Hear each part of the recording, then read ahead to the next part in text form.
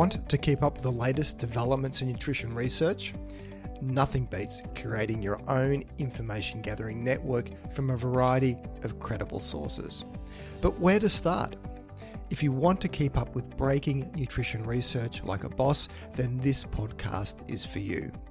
I'll let you in on the key journals to subscribe to, the best search databases to use, and profile some of the best secondary sources that do a lot of the curating for you.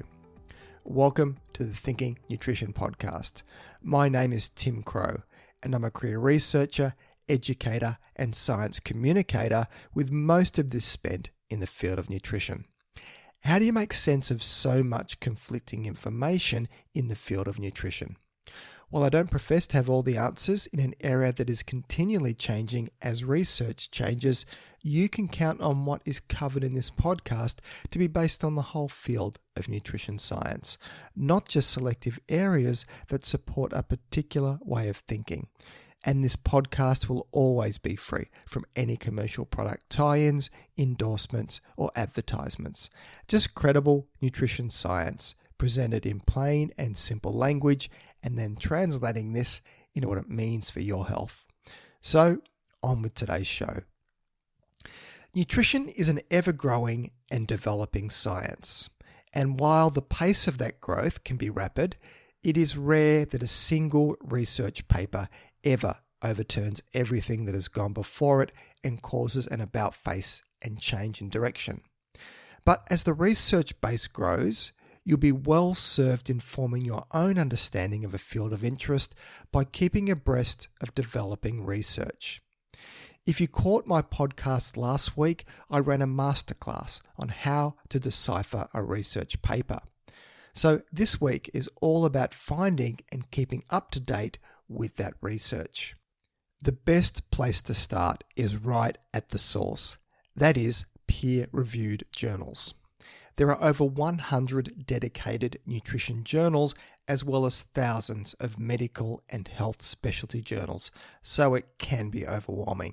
No one can hope to keep up with all journals, so it pays to be strategic and go for a handful of journals that will likely have good coverage of high-impact nutrition research in them. And the key here is that you don't strive to read all that is published in those journals. You only have to scan the table of contents as each issue is published to see what is new and what grabs your attention. You can then go on to read the abstract for research that interests you, and if it looks relevant, go on to read the full paper. But just scanning article titles and sometimes abstracts will give you a nice overview of a huge diversity of areas. Nothing beats curating your own list of journals to subscribe to, but if you're unsure of where to start, then I suggest the following ones as being where I see the most high impact and broad nutrition research published. And the journals are the American Journal of Clinical Nutrition, the European Journal of Clinical Nutrition, Annual Review of Nutrition, the Journal of Nutrition, Nutrition Reviews, and Obesity Reviews. So that's just 6 journals there. And see the show notes for a link to each journal's site where you can sign up for free to their email alert service and get notified when a new issue comes out. Treat this list though as a starting point, as it can be easily expanded with additional journals that cover specialty areas of interest to you, such as, for example, diabetes, eating disorders, public health nutrition, and so on. You can also look back at research that's attracted your interest before and see what journal it was published in. This could be a clue that that journal may be in your domain area to keep an eye on. I subscribe to over 20 journal electronic table of contents alerts, which include both nutrition and medical journals. Yet spread over a month, that means between 500 and 1,000 papers that I scan over at the level of the title. So it is pretty quick to do when it is staggered in drips, seeing as all the journals send out email alerts at different times.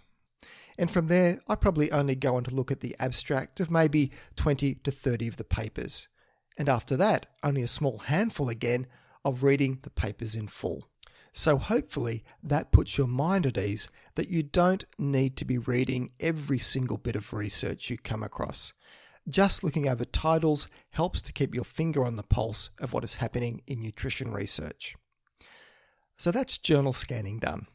Yet it only gives you a broad snapshot of the field and will miss many papers that would definitely be of interest to you. That's why having email alerts for research published based on keyword searching is vital. You are probably already familiar with PubMed, which is a free search engine for accessing primarily the Medline database of references and abstracts that cover life sciences and biomedical topics. This is where you will find the most nutrition research published. Searching on PubMed is useful when you want to research a topic area, but it can also be useful for keeping up with breaking research in your areas of interest. The best tool to get weekly breaking research updates from PubMed is a tool called PubCrawler, and I'll link to it in the show notes. Simply sign up for a free account on PubCrawler and set your keyword search queries and how often you want to be notified. I suggest going for weekly. So, what keywords should you put in then? Well, whatever is interesting to you, but be mindful you want your weekly search results to be manageable, so be prepared to modify keywords over time. And treat them as dynamic. I'm always adding and removing keywords as my interest in particular areas of nutrition waxes and wanes over the years. Finding research of interest from journal, table of contents alerts, or through PubMed is enough to get you to the abstract, but not all of these sources will link to the full text of the article that is available for free. For here, unless you have access to a university library login, then you may draw a blank at getting much further. Sometimes if you Google the title of the paper, you may find a link to the full text in a repository like ResearchGate. But failing that, it doesn't hurt to email the authors directly to ask for a PDF copy of their research, as a contact email address will usually be given from where the paper sits on the journal website. Reading and interpreting the paper is the next step, and check out my podcast from last week where I gave you tips and tricks on deciphering a research paper. My next tip for keeping up with research is to go to secondary sources that report on the research itself. A great news gathering website is Science Daily, and for each new piece of research they profile, a concise summary is given along with links to the research paper. And I'll link to the health and nutrition section on Science Daily in the show notes. Another more general medical site is medscape.com, where you can sign up for email alerts around medical specialty areas. But they also have topic alerts which cover nutrition, obesity, and some other areas that may be of interest. Now, surprisingly, Twitter can be a great place to keep up with nutrition research by following key people who tweet out lots of good information. For this, you'll have to do your own digging for people that are aligned with areas of interest to you. But once you find one or two, you can look at their profile to see if they've curated lists of people they follow in the nutrition research area. So that can lead you down some good avenues. For example, you can follow me on Twitter at CrowTim, as I follow a few good people and I tweet a lot of nutrition research as well. With Twitter though, if you take the time to follow key people purely for nutrition research, then I recommend putting them into a list so you can then see all the tweets they've put out from each time you check Twitter, which is important if you're not on Twitter a lot. If you follow lots of people overall, then an individual's tweet that could be of value to you in the nutrition research area will get lost in the stream of flotsam and jetsam that you need to scroll through. And my final recommendation for keeping up with nutrition research is one of the best evidence-based sites on the internet. That's examine.com. It's a place I go to a lot. Examine is an independent website dedicated to reviewing both nutritional supplements and providing updates and digests on breaking research, all supported by a team of editors and PhD scientists with not a hint of advertising or commercial links to any nutrition companies. There is loads of free information on the site, but they do have a membership subscription service for a range of digests, access to databases, and personalised summaries of the most important nutrition research published in the last month. So you can check out their service and see if it is of value for you.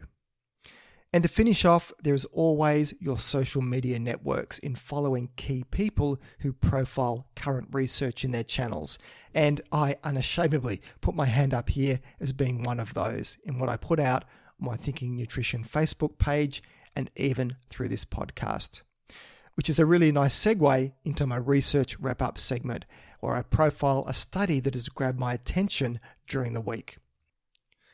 A major review has uncovered the role that diet and exercise changes can have during pregnancy in reducing excess gestational weight gain, which also significantly lowered the odds of a woman needing a caesarean section.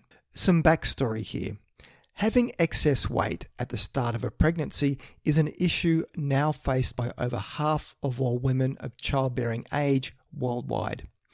Obesity and excess gestational weight gain put both mother and offspring at greater risk of pregnancy complications and ill health, and can even affect later life health. The maternal risks of obesity during pregnancy include gestational diabetes and preeclampsia. Obesity in pregnancy can also affect the health later in life for both mother and child. For women, these risks include heart disease and hypertension, and for children, there is a higher risk of future obesity and heart disease. Birth complications are also a higher concern for women who are obese. 2 to 3-fold higher rates of caesarean section births are seen in women who are obese.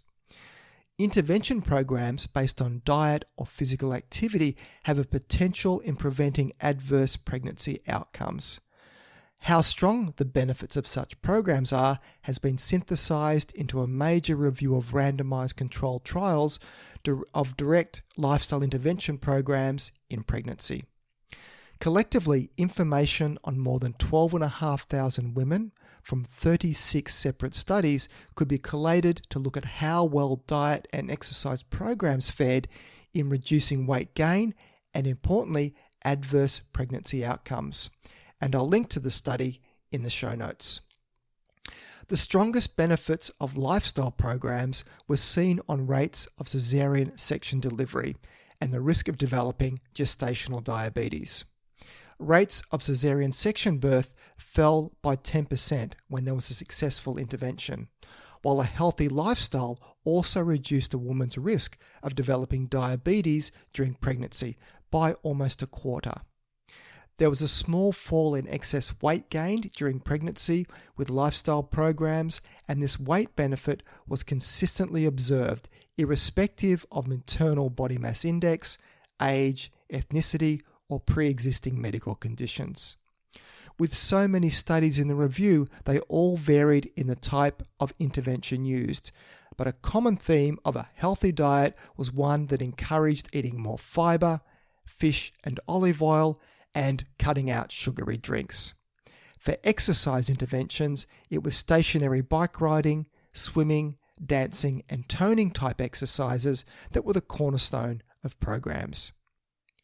There were some things that did not change though. A healthy diet and regular exercise did not appear to alter the risk of stillbirth or the baby being born underweight or overweight. Likewise, the need for use of a neonatal intensive care unit also was not altered between the intervention and control groups. A strength of the analysis was that all of the interventions were randomized controlled trials, but a downside was that 80% of the women included in the analysis were white Caucasians, and more than half were of a higher social class, so the results may not be fully generalizable to all sections of society. The studies did not look at how the benefits seen on gestational weight gain translated into long-term benefits for mother and child. They only looked at more short-term outcomes. So in summary, the findings of this major review reinforce the benefits of having a healthy, active lifestyle during pregnancy. So that's it for today's show. You can find the show notes either in the app you're listening to this podcast on, if it supports it, or else head over to my webpage at thinkingnutrition.com.au and click on the podcast section to find this episode to read the show notes. If you find this podcast of value, then please consider sharing it with your friends and colleagues, or maybe even leave a review.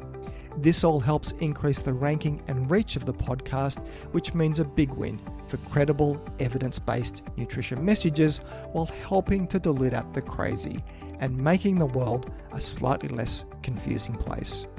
I'm Tim Crow, and you've been listening to Thinking Nutrition.